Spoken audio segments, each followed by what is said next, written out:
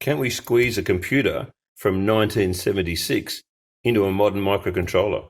Let's find out. This is the Kim-1 computer from 1976. Actually, it's not. In the same way that a picture of a pipe is not a pipe, thank you, Renee Margaret, this actually isn't a Kim-1 computer from 1976. In fact, it's a picture of a Kim Uno, which is an entirely separate project. The Kim Uno, which I think dates back to about maybe 2014, is a brilliant little project. It allows you to put a 6502 processor onto a Pro Mini, an Arduino Pro Mini, which would sit on the back of this, and this would be a PCB, not a piece of paper. And then with a few buttons and a couple of 7-segment displays, you can simulate the Kim-1 and a few other things as well, which hopefully we'll get into. In here is some lovely kit sent to me by Seed Studio. So this video is sponsored by Seed Studio, and I will talk about them a little bit more a little bit later. Let's open this one up. Ooh, an unboxing. We love that. Not always, actually. Boxes aren't usually my favourites. We'll see how we go with this one. Got some paperwork in there. But they did actually send to me. Let's have a look. Oh, it's just advertising. Oh, look at all the things that Seed Studio are into. Yeah, quite amazing. Quite amazing that they would spot me here in downtown Tasmania in the southernmost principality in Australia. So close to Antarctica, you can smell the penguins, actually. And they spotted me all the way from Shenzhen. And they said, hey, would you like to have a look at some of our products? And I said, that'd be great. And then I'd already actually ordered separately a long time ago some of these little units. These are the little showers, I think they're called. And that's just bubble wrap. Well, that'll be fun popping later, should we? Oh, yes. Oh, yes. Yep, we'll do that later. And so there's 3 possibilities here with these little guys. Let's open them all up and have a look at the different versions of the Seed Studio shower. Wow, these guys are really tiny. Like here's my thumb by comparison. Well, it's just a picture of my thumb. Thanks, Renee. This is an RP2040 version. So that's the Raspberry Pi chip. This is an ESP32C3 version, S3 version, sorry. And this is the ESP32C3 version. We might start with this one. First thing I want to do is, can I hook it up to, let's say, Arduino IDE? It's a USB-C connector on the end here, and talk to it. Let's get it blinking. Yeah, just soldering this little sucker up. And speaking of suck, a look at the amount of solder that this takes. That's, I think, because of the semi-castellated holes. Beautifully rendered, but I've not dealt with them before. And yeah, the solder sort of flows into the castellation rather than the hole, so you have to sort of move it around a little bit. But yeah, nice finish. You can see the big blobs on the back there where I've had a bit of a go. I'm getting better. Let's finish it up. Oh, a little bit of cheeky blinking going on, so communication has been established. Probably not ideal that this is an ACM style connection. So it's not USB, as in there's no USB to UART on board. So it's simulated. And that's fine, but I do need serial communication for the next step. There is serial communication via the breakout, TX and RX on one side of the board and the other. So we'll wire that up and see if we can talk to it via serial. Why the 6502? Lots of different reasons. I mean, it was my first programming experience back in 1978 on the Apple II. But look at all these lovely computers that were based on that same chip around about the same time. There's the Commodore 64, huge around the world. Got the VIC-20 here. We've got the BBC Micro. Host of other computers. Not sure that this is a complete list actually, but then there's of course all the calculators and other devices that were based around it. So a microprocessor of pretty good importance. And then I guess you look at it from an educational point of view, and if you know the work of Ben Eater, and I'll link up a video here, he's been building an 8-bit computer for the last 2 or 3 years based around the 6502. In fact, you can buy a kit and follow along with him, and he also does some excellent instruction on the programming of that chip. So good educationally, good historically, and for me, I just thought it was a really good art project to squeeze the 6502 venerable computer from or chip from 1976 into a very nice piece of kit. That is the Siege Studio ESP32C3. So that's where we're heading. And in terms of resources, I like this website here, the masswork.at. It has an assembler, and then I often have on the next tab, I have an emulator, and then I also have the instruction set all sit side by side. We might start with the assembler. And what I'd like to do is to maybe do a division. So there's no division opcode for the 6502, so we'll do it pretty simply by doing something like a multiple subtraction. So let's have a look. So I think what I might do is start at a particular memory location, knowing that there are some areas of the Kim Uno which are protected, but 0300 memory location should be good. And then we'll load up the divisor, which is 7. So we'll do, let's say 23 divided by 7. We will store that at another memory location. Let's go to 0330. And then we might load up, we might load up 23 and store that next door at 033, let's say 1. Last thing I'd like to do is I'll keep a count of how many times I do the division. So in the Y register, we'll just set that at 0 to start with. And then we'll do a subtract loop, and we'll start with transferring whatever's in the accumulator to the X register. So if we do dip below 0, that will become our remainder. We will set the carry flag, which you always do before a subtraction, and then we will do the subtraction of whatever's in the accumulator at the time with whatever's in the memory location 330, which is our number 7 at the moment. And then we will check to see if the carry flag has been cleared, and if it has, then we've gone below 0, so we're finished. Otherwise, we'll increment the Y register, and then we'll jump back to the start of that loop to do it all again. If we are finished, then we should store the Y register, and we'll do that in 0332, and that will be our answer. And then we'll have the remainder, let's say next door to it, from the X register to 0333, and that is it. We rake. Nice. Okay, so we'll assemble that and see if that's okay. Yep, it looks good.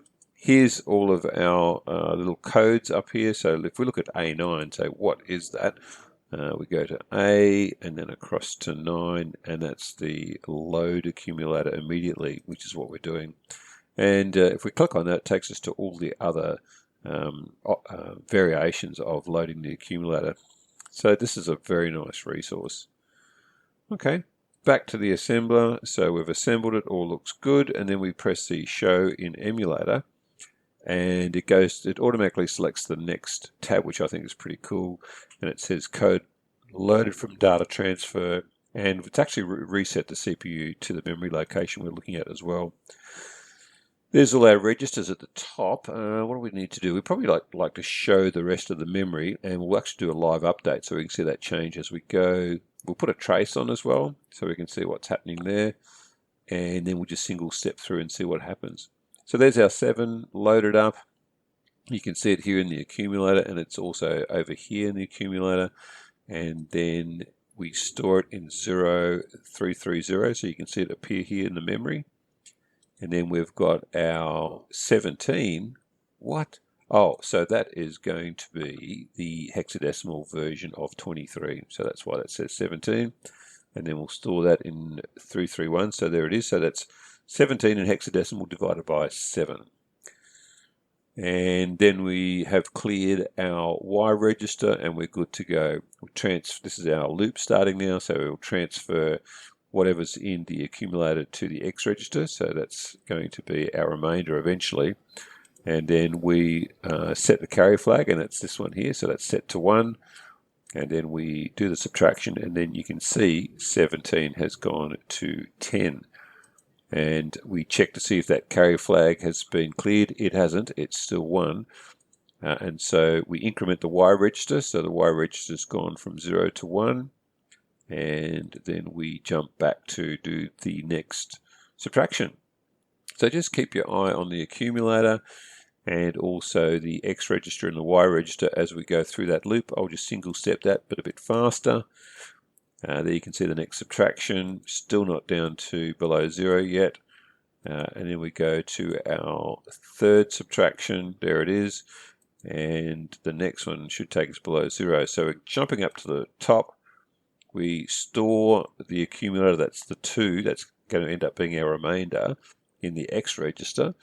And then we set the carry flag, and that should now clear as we, you can see it's gone to a 0 as we drop below 0. And so we branch if the carry flag has been cleared.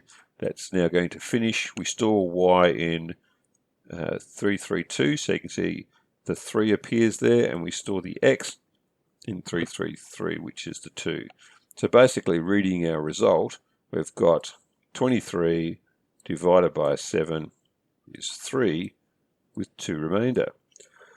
That's pretty good. Let's see if we can get that running on the Kim Uno now. Here's the Kim Uno site. It's very comprehensive. All the files are linked from here. And yeah, it's a lot of information, pretty similar to what I've given you about, why it was built, why 6502, etc., etc.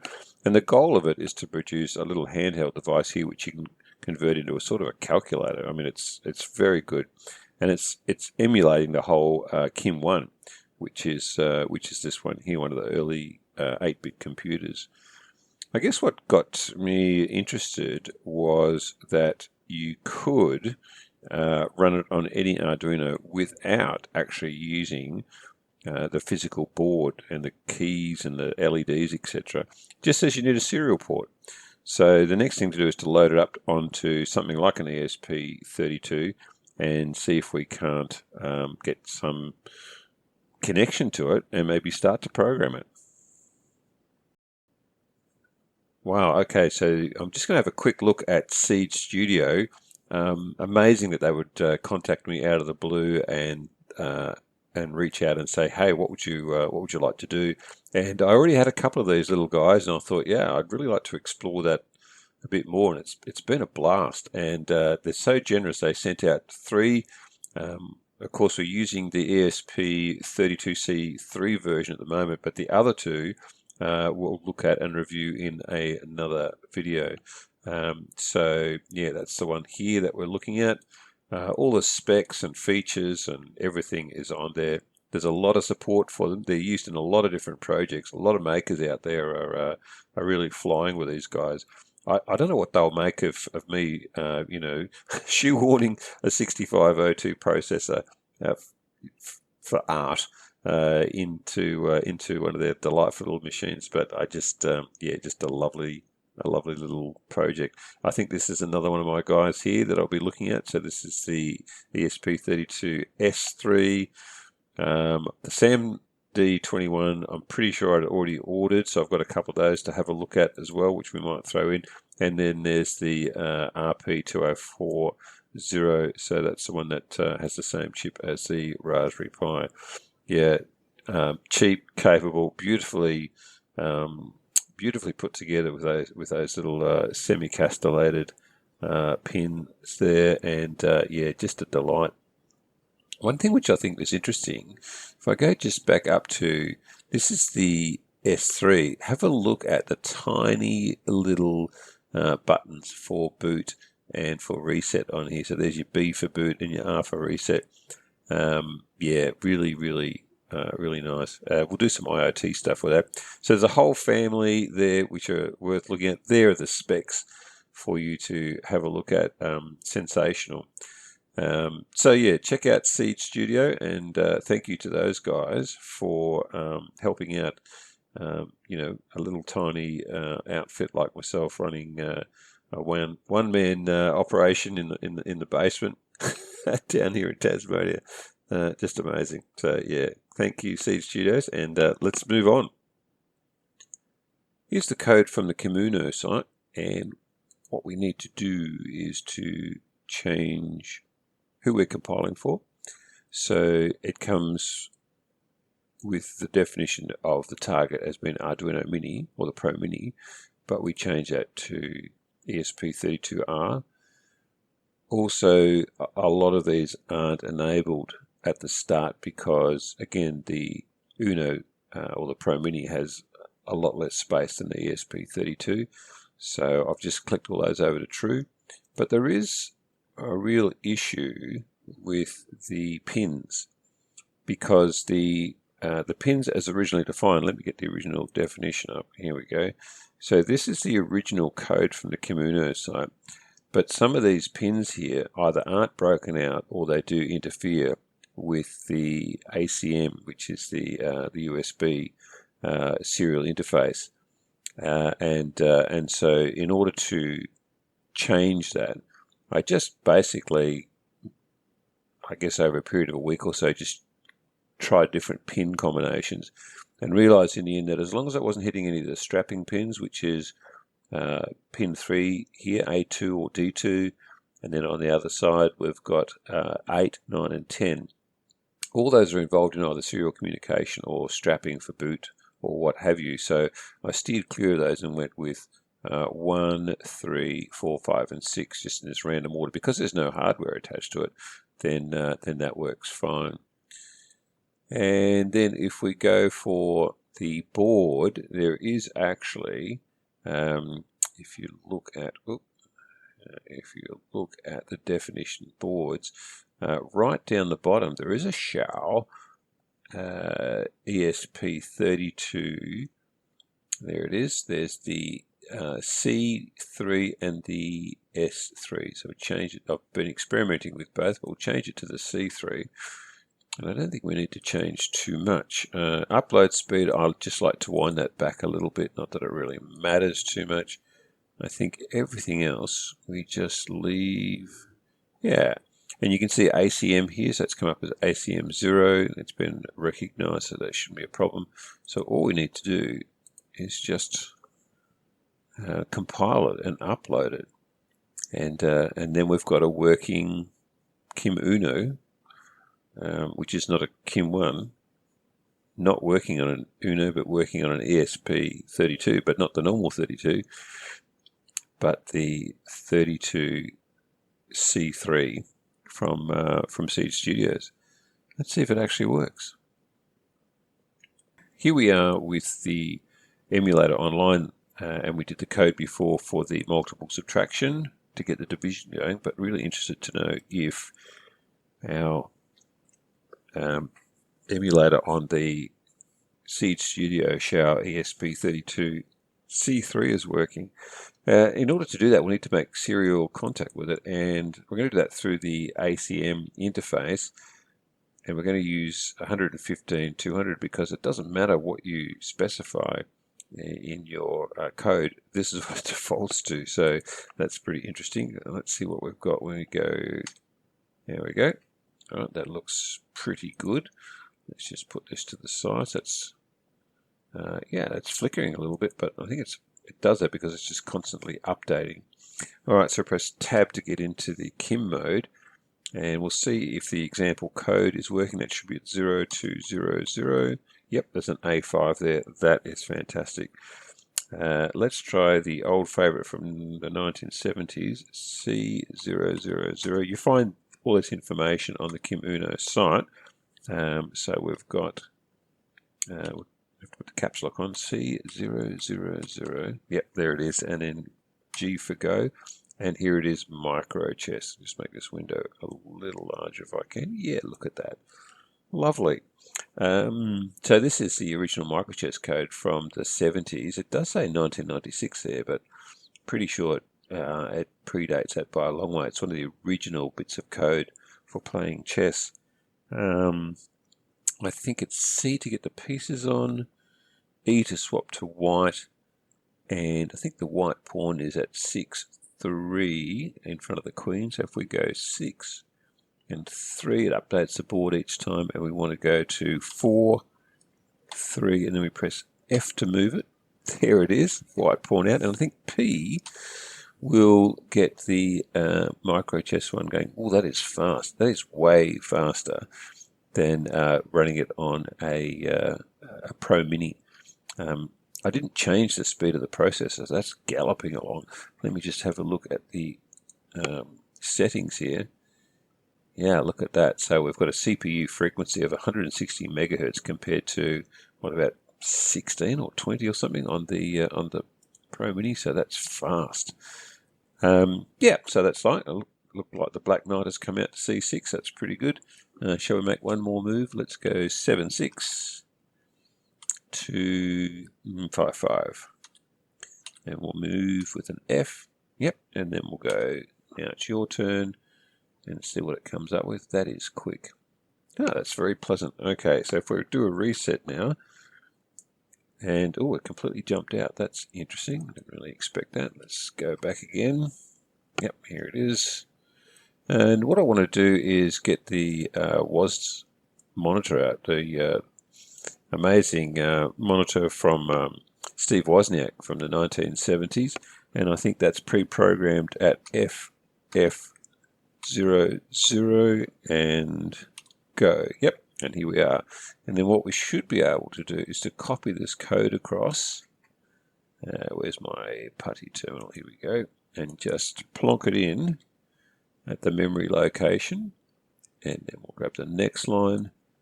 And if you think this is tedious, you should have tried it in the 1970s with no backup. Very scary.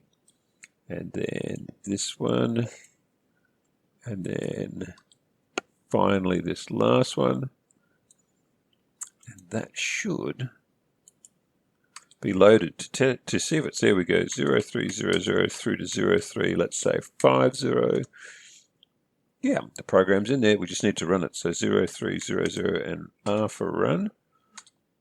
All right, looks like something's happened. Let's go back to FF00 to the WOS monitor, and we'll go again between 0300 and 0350. Yes, look at that. There's our 17, or 23 in decimal, divided by 7 gives us 3 with 2 remainder. That is pretty good. I think I'm going to spend a fair bit of time playing with this little Kim Uno. What a brilliant project. And what a brilliant piece of kit the Seed Studio ESP32C3 is. I'm not sure when they sent it to me for review that they would have anticipated that it would turn into an art project where I've jammed an emulator from 2014, which is supposed to run on a Uno, emulating a Kim 1 from the 1970s. Yeah, with all those little changes along the way, but a great little project, and I've enjoyed every moment of it. I hope you have too. That's the circuit working for this week, and we'll see you next time.